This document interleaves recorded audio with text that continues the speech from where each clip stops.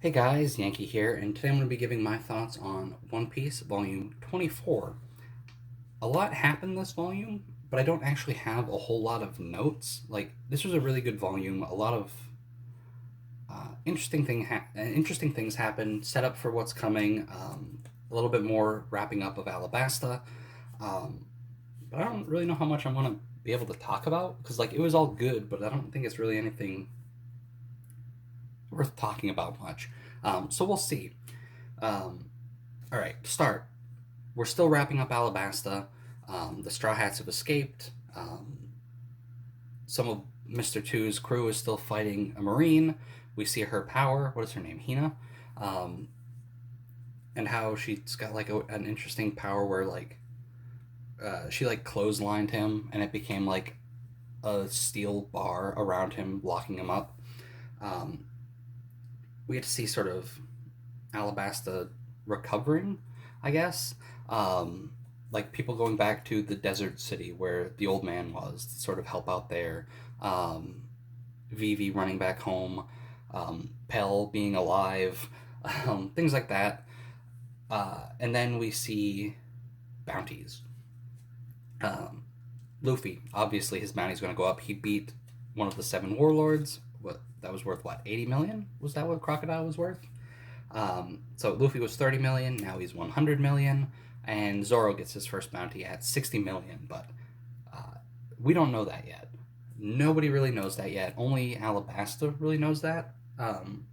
Like, apparently they get the newspaper sooner than the rest of the world. So, um, like, throughout this volume, like, it's brought up at the start, and then for the rest of the volume, they keep bringing up Luffy's bounty. It's like 30 million, 30 million, 30 million. Nobody knows that it's gone up yet. Um, so, after all of the Alabasta wrap up, excuse me, we have escaped the Navy, and all of a sudden, out of the ship, like out of the inside of the ship, comes Nico Robin. She has stowed away and is basically asking to join the crew, with the reason being uh, I was going to die in the collapse of the catacombs. Luffy saved me. I'm your responsibility now. And he just sort of agrees. I really like that. Up until this point, like every member of the crew had been somebody that Luffy had decided, like, all right, the guy trying to be the world's greatest swordsman, cool. I need him on my crew. Um, a thief, cool. She needs to be on my crew. Um, a liar, great. I need one of those for my crew. I need a cook, got a cook. I need a doctor, I need a doctor. And this is the first time someone's like, no, I'm joining your crew. And he just sort of is against it at first, but once he hears the reason, he just sort of agrees. So I guess he also uh, thinks that him sort of saving her makes her his responsibility, which is interesting. So I like that a lot. We get like a chapter of her sort of um, winning over the crew. Right, she was just our enemy, and now suddenly she's going to join. And sort of the ways that she wins them all over is really fun. Like giving a bag of jewels to Nami gets her completely on her side. Um, Sanji was a lost cause; he was never going to object. Um, like Luffy, Chopper, Usopp, they're just doing like funny things with her hand powers. Um, and they're just having a good time. Like Zoro's the only one that by the end of this is still a bit weary of her. Um, so that's fun. I think that's a really fun chapter, and um, and Robin's introduction to the crew is really fun. And then before we really get a time to breathe after that, a ship just falls out of the sky, an old ship, like a 200-year-old ship. And on that ship, we find a map to an island in the sky called Skypia. And the rest of this volume is us just trying to, all right, how do we get there? Because we want to go see an island in the sky. Um, we run into a man that looks like a monkey named, what is it? I think it's spelled Masira in the translation here, but I think in the anime it was Mashira. So I don't know. I'm gonna call him Mashira, and I'm probably wrong. But anyway, Um, he shows up. He's trying to salvage the ship that fell, and then it's just chaos. Um, like a giant turtle appears and eats the ship that fell, and then giant shadows appear, and everybody freaks out.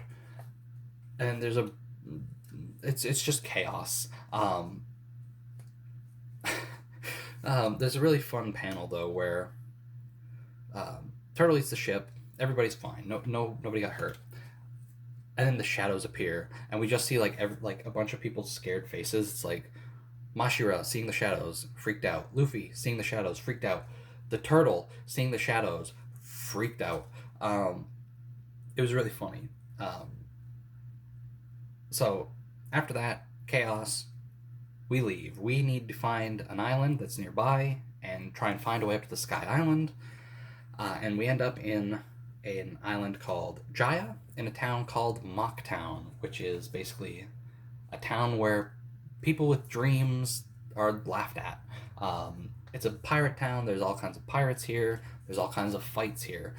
There's an interesting discussion at the bar though when we get to like a bar asking around where I think it's the bartender is talking like, yeah, pirates come here. They fight all the time. They leave the people in the town alone though because like there's not going to be a town here for them to just stop off at and like hang out if they chase everybody out, um, which is interesting. Like, because usually in stuff like this, you see like pirates are in town, they're harassing everyone, but it's like no. The townspeople are safe because they need the townspeople here to like have shops and have like the hotel that people are staying in and have this bar that people are drinking and eating in. Um, so that's interesting. And it's interesting that like I don't know if Oda felt the need to specifically bring that up to be like, well, why is there even a town here if there's all these pirates causing problems? So it's like, well, the pirates aren't actually causing too many problems. Um, so that was interesting. Then we get introduced to a pirate called Bellamy the Hyena, who is, I think, 50 million, 55 million, something like that. Or maybe more than that. I don't remember. But he's got a high bounty, higher than Luffy's 30 million that everyone thinks he has. And he is basically going around just causing problems. He's playing cards with some guy who he loses and then claims that the guy cheated and then just stabs him and then beats him up. Um, and so he hears Luffy's in town. He's got a 30 million berry bounty, and comes to sort of see what he's like and tries to start a fight. Um, and then we get I'm gonna say probably one of the two like most significant scenes in this whole volume is the bar fight where Luffy is getting attacked and basically tells Zoro, who is also there with him, like, we're not fighting, we're just gonna sit here, we're gonna take it. And they do, and they get beaten bad, and then they just leave. And then we also have the scene with the mysterious man who was at the bar before the whole fight broke out, who, after the fight, is basically saying, look, they won. Like, if you're aiming high, you're gonna come across fights that you're like they're not worth it. Like, just take it and move on. Um, and that's interesting. I really like that whole speech, and sort of like the interaction in the bar earlier between them, where like Luffy and this man, who everybody who's watching this probably knows who it is, but I'm keeping it vague, are eating a pie, both eating pie, and ugh, Luffy thinks it's gross. The other man thinks it tastes good. Then they take a drink, and Luffy thinks the drink tastes good, and the man thinks it tastes bad, and we just get like this little bickering between them, and then a like weird competition where like the guy orders 50 pies, and then Luffy's like, well, I want 51 pieces of meat, and it's just a back and forth. The entire interaction with him in the bar and outside is great. Um, there's an interesting moment though where after his speech, and like in the anime I'd never really thought of this, it's just translated strange here, and so I don't know what they're going for. In the anime, the man gives a speech, hey, you won, it's, people dreams will never end, things like that. Um, and then he leaves. And then Nami's like, hey, we should have asked him if he knew how to get to Sky Island. And Luffy says, well, it's not him. Nami asks for him to elaborate, and Zoro chimes in and says, I forget how it was translated in the anime, but it's something like, what do you mean, like, Nami asks, what do you mean not he? And then Zoro just says, he means they. But in the way it's translated here is just strange, because it's like, Nami asks, what do you mean not him, or whatever? And then Zoro's like, there's more than one. And it's just the way that it's translated here is strange, and I'm not sure what they're going for. Um, in my mind, going into future volumes, we know that he's a pirate and he has a crew, and so I always assume that that's what that was referring to. Like they could tell that he had people around waiting for him, and that he was part of a group. But like the way it's translated here makes it sound like some weird multiple personality thing, which I don't think is the case. I think it's just a weird translation thing. Anyway, it's weird, but it's not a big deal. Um, then they go back to the ship. Everybody freaks out because they're all beat up. Mary is in bad shape, and they talk about needing a shipwright. Um, and then another monkey shows up. What is it? Shoujo? He shows up, and there's like a little back and forth they have. They talk about how they beat up Mashira, who is his brother, and then he starts just howling into a microphone, destroying the ship, both his and the Going Merry.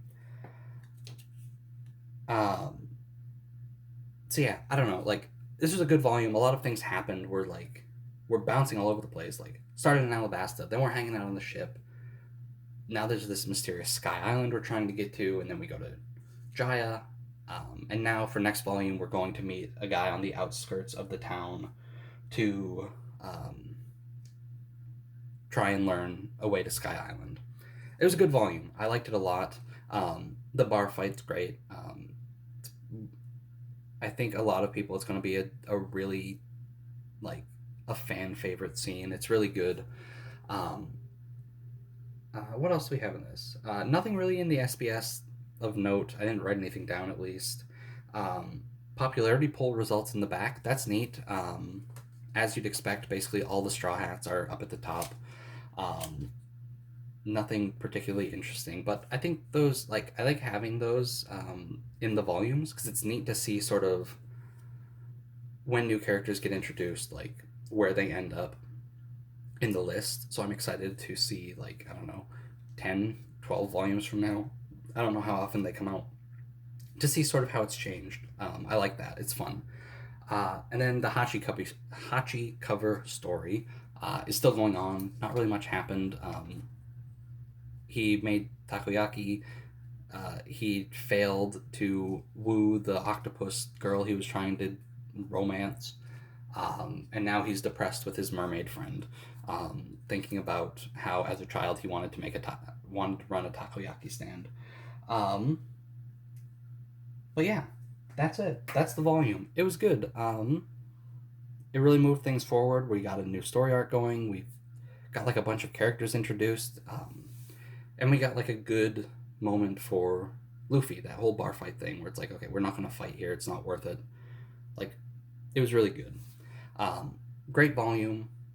I'm excited to see where we go. Not to see where we go. I've read this before. I'm excited to revisit what's coming up next. Sky Island is an arc that I really enjoy, so I'm excited to read through it again. Anyway, thanks for watching, and I'll see you guys next time.